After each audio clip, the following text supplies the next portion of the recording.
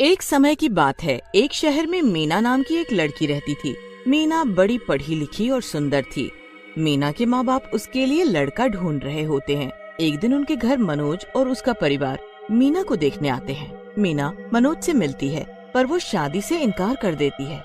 देखो माँ, मुझे इस मनोज से कोई शादी वादी नहीं करनी। मैं एक लड़के को पसंद करती हूँ और मैं तो उसी से शादी करूँगी।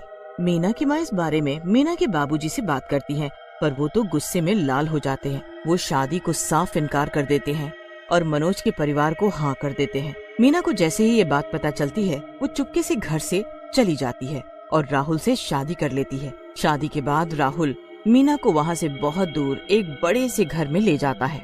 यहाँ कितना सुंदर है, यहाँ कितना बड़ा बगीचा भी है, सब कितना अच्छा है।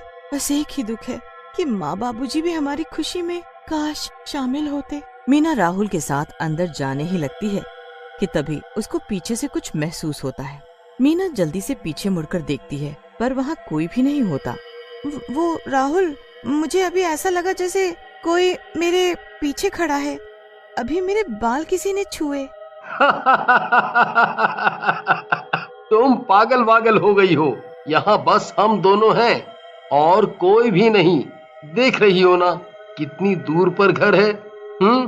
हाँ, तुम सही बोल रहे हो, शायद हवा चली होगी। दोनों अंदर चले जाते हैं। उसके बाद राहुल तो सो जाता है, पर मीना को कुछ अजीब सा महसूस होता रहता है। जब भी उसकी आंख लगती है, तभी उसका हाथ एकदम हिलता है और उसकी आंख खुल जाती है। पूरी रात मीना के साथ ऐसे ही होता रहता है। ऐसा ही करते करते सुबह हो जाती है। मीना उठ जाती है और बाथरूम जाती है। मीना अपना मुंह धोकर अपनी शक्ल शीशे में देख रही होती है कि तभी उसको शीशे में अपने पीछे खड़ी एक औरत दिखती है, जिसके चेहरे पर काले लंबे बाल लटक रहे होते हैं। राहुल, राहुल, राहुल! मीना की चीख सुनकर राहुल जल्दी से अंदर आता है, तो उसे मीना जमीन पर बेहोश पड़ी दिखती है। राहुल उसे जल्दी से बिस्तर पर लिटा देता है। थोड़ी देर बाद जाकर मीना को होश आता है, पर वो होश में आते ही बुरी तरह चिल्लाने लगती है। राहुल, वो चुड़ैल, वो चुड़ैल! मीना राहुल को समझाने की बहुत कोशिश करती है, पर राहुल उसकी एक नहीं सुनता। मीना कुछ देर आराम करती है और राहुल ऑफिस के लिए निकल जाता है। राहुल के जाने के बाद मीना खिड़की के पास आकर खड़ी हो जाती है और बाहर देखने लगती है। मीना बाहर देख ही रही होती है कि उसे पेड़ के पास फिर से वो चुड़ैल दिखती है। मीना फिर से डर जाती है और खिड़की बंद कर देती है। 2-4 दिन तक ऐसा ही होता रहता है और वो चुड़ैल बार बार मीना को दिखती है। एक दिन राहुल ऑफिस से आता है। बहुत भूख लगी है, जल्दी खाना लाओ। मैंने कुछ बनाया ही नहीं। वो चुड़ैल मुझे फिर बाग में दिखी थी, तो मैं यहाँ छुप गई। क्या चुड़ैल चुड़ैल लगा के रखा है? मैं तो परेशान हो गया हूँ तुमसे शादी करके। नहीं खाना मुझे खाना, मैं जा रहा हूँ और बाहर ही खाना खाऊंगा। राहुल वहाँ से चला जाता है और मीना रोते हुए उसे रोकने लगती है। राहुल मीना की एक नहीं सुनता और घर के बाहर निकल जाता है। मीना बेचारी रोते रोते बाग तक आ जाती है और राहुल गाड़ी में बैठकर निकल जाता है। मीना वहीं बैठकर रोने लगती है। जहाँ मीना रो रही होती है, वहीं मिट्टी में उसे बाल दिखते हैं। हाँ, ये इतने लंबे बाल जमीन में।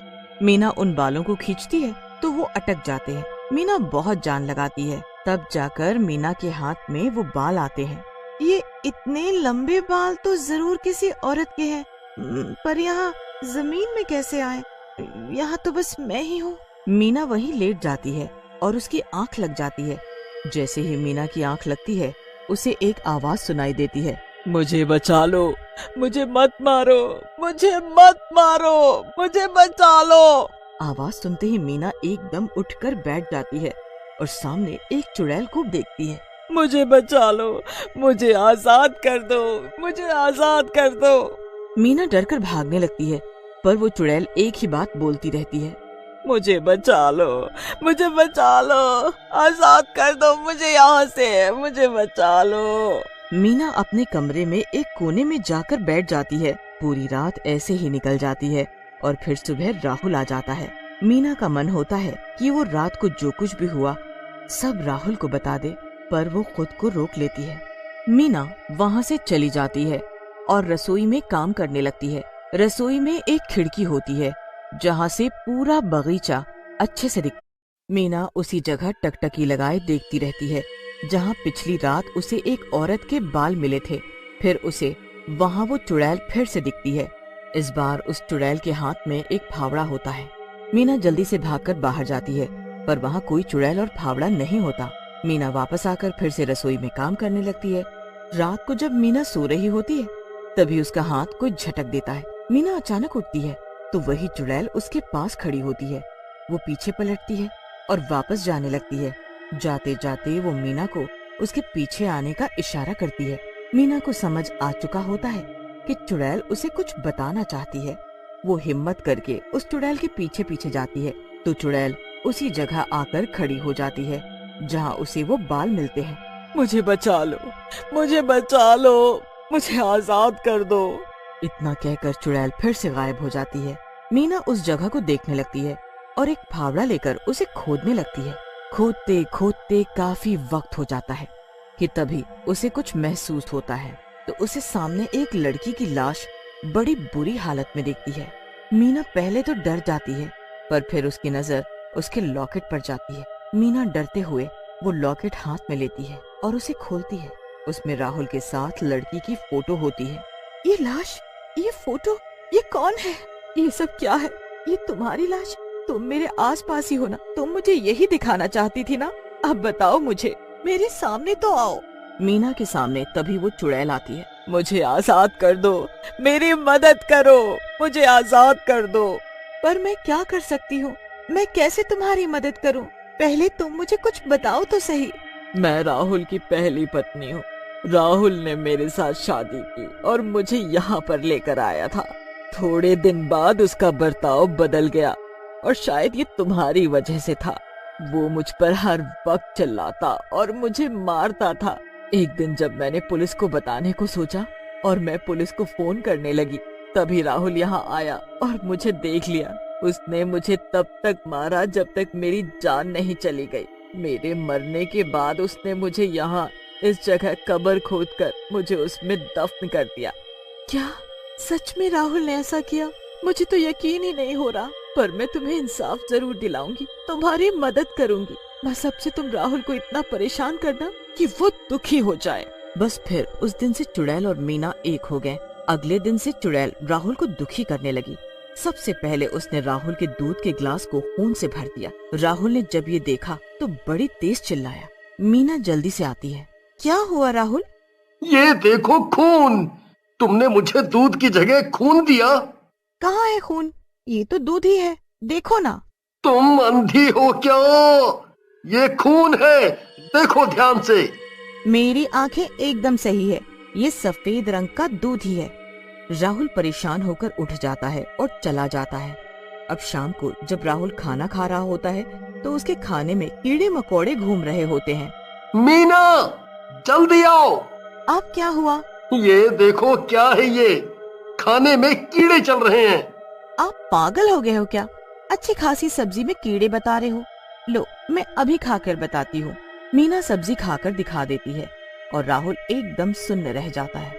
चुड़ैल भी वहीं खड़ी सब देख रही होती है। राहुल के साथ हर वक्त ऐसी चीजें होती रहती हैं। धीरे धीरे राहुल की दिमागी हालत बिगड़ने लगती है।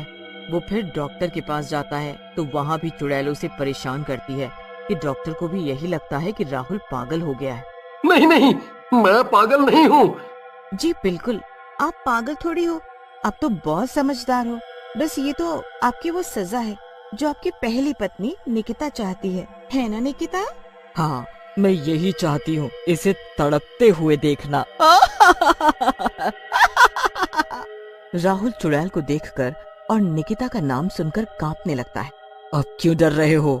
मैं हूँ निकिता, तुम्हारी पहली पत्नी। मीना को अब सब सच पता है। अब तुम बिना पागल हुए भी जिंदगी भर पागलों के साथ रहोगे और अपने किए की सजा भुगतोगे। एक दिन राहुल सच में पागल हो जाता है। वो हर जगह, हर दीवार पर एक पत्थर से यही लिखता है कि मैंने अपनी पत्नी को मार डाला। चुड़ैल को अब शांति मिलती है और मीना वहीं अकेली जिंदगी जीने लगती है। कुछ सालों बाद मीना को एक दिन मनोज दिखता है। मनोज ने अभी तक शादी नहीं की होती। मीना की मनोज से दोस्ती हो जाती है। मीना मनोज को सब सच बता देती है, पर मनोज को कुछ फर्क नहीं पड़ता। वो तब भी मीना से शादी के लिए बोलता है। मीना हाँ कर देती है और दोनों की शादी हो जाती है।